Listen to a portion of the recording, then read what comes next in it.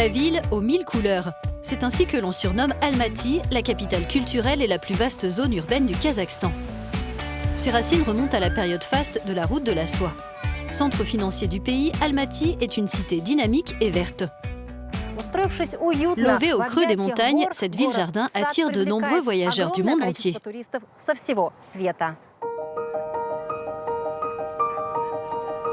Denis Keen connaît chaque recoin d'Almaty. Cet Américain en est tombé amoureux lors d'un séjour quand il était étudiant.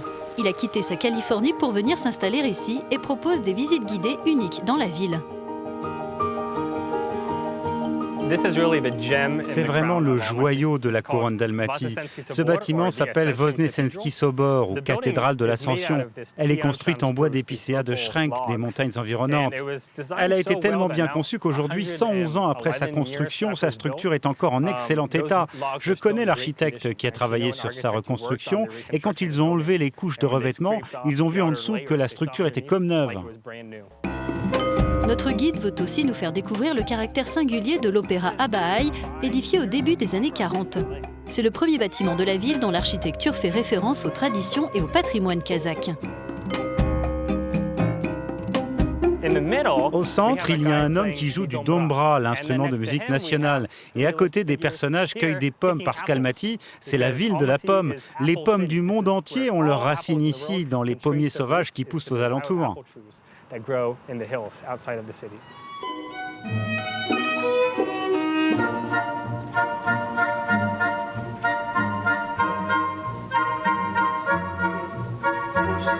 quelques pas de la scène, nous découvrons une décoration qui reprend l'un des symboles du pays, un ancien guerrier appelé l'homme en or. On retrouve dans le décor de ce hall les éléments de l'habit doré du guerrier. Vous pouvez voir ici un léopard des neiges doré. Cet animal est l'un des symboles d'Almaty car il vit dans les montagnes de l'Alataou transilien.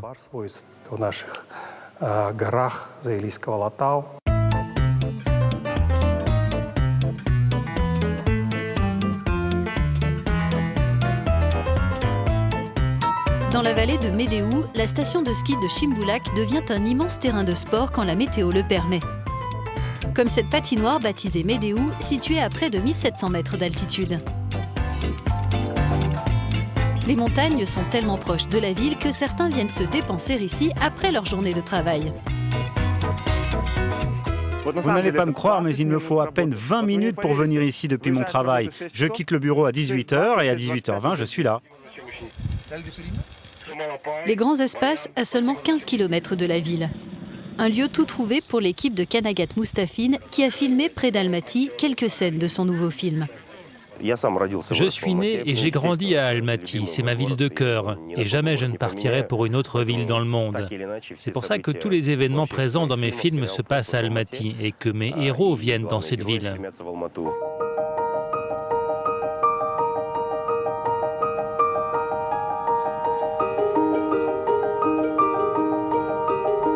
En préparant ses visites guidées, Denis s'est rendu compte que de nombreuses rues portaient le nom de célèbres musiciens kazakhs. C'est de là que lui est venue l'idée de créer une carte virtuelle musicale d'Almaty. Tout en marchant, vous allez sur Google Maps, vous cliquez sur la rue dans laquelle vous êtes. Là, c'est la rue Koulash Beysetova, qui fut l'une des cantatrices les plus célèbres de l'histoire du pays.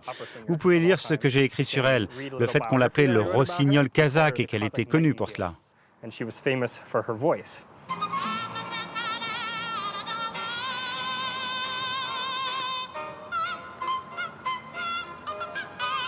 Là, on dirait un rossignol.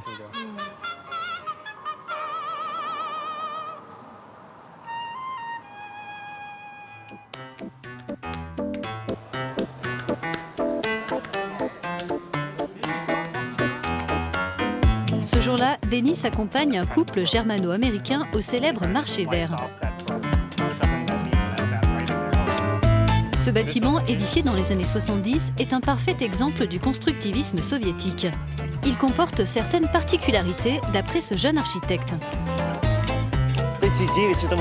Les 9 pyramides sur le toit permettent de faire entrer la lumière naturelle. C'est extrêmement lumineux. Et puis les fenêtres peuvent être orientées de manière à ce que l'air chaud de l'intérieur puisse s'évacuer. Le soir, Denis nous conte une dernière histoire, celle de la cuisine des nomades.